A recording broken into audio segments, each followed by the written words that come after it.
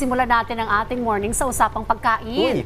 Alamin natin ang detalye sa upcoming Science Food Festival ng DOST para naman makasali at maki-food trip tayo sa food fiesta na ito. At para gabayan tayo dyan ay makakapanayan po natin si Sir Albay Keith Tulete ng Department of Science and Technology, NCR. Magandang umaga po, Sir Keith. Magandang umaga po and thank you po sa paanyaya sa Rise and Shine Pilipinas ng PTV4.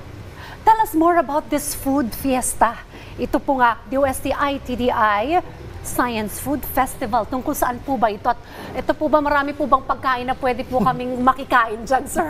Apo, tama po, ma'am. So actually po no, sa DOST NCR po, no, so we're launching po this year, 2024 hanggang 2028, yung aming campaign na Science Beyond Borders. So isa lamang po sa malaking event po namin na under this campaign, yung Science Food Festival. So actually, nasa ikatlong taon na po tayo ng annually po namin ginaganap. So it is a 4-day event po mula May 29 hanggang June 1 po, no, sa Lucky Chinatown, Binondo, na kung saan marami po tayong itatampok po na mga assisted po ng clients namin through technical assistance sa mga iba't ibang programa ng DOST NCR. So nandyan po yung Small Enterprise Technology Upgrading Program or SETUP.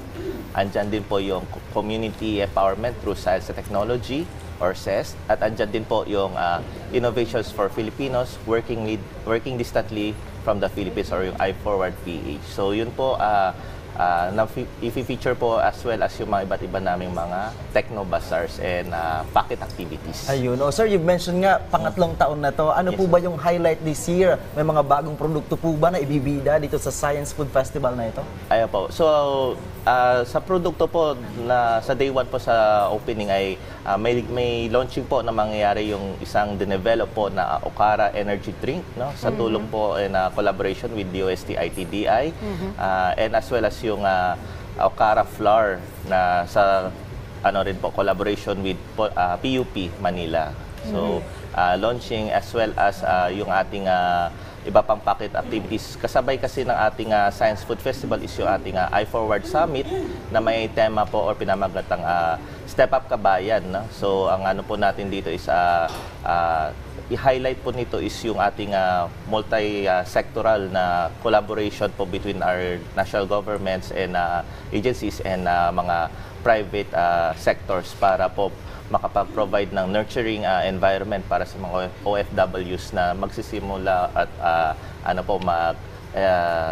improve ng kanilang technopreneurship po ng mga businesses. Speaking about science and technology at itong pagkain, ano ba yung kumbaga mahalagang papel ng siyensya, teknolohiya para mapaunlad itong sinasabi nating food industry sa Pilipinas? Ano ba yung mga specific po ninyong mga ginagawa at tulong para po sa ating mga food entrepreneurs? So maganda pong tanong po yan, ma'am. So actually po, ma'am, isa po sa mga ine-expect po, no, or idea natin sa science technology is dyan yung ating R&D or research and development. So ang DOST po, no, may mga iba't ibang technologies pati sa food po, no, na pwedeng up for technology transfer or commercialization. Kumbaga i-adapt na lang ng ating food business owners, and then meron din yung mga product development, nagpapa-improve.